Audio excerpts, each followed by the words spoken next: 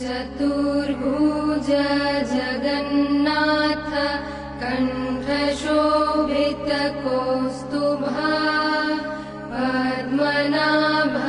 वेदगर्भस्य चन्द्रसूर्याविलोकनः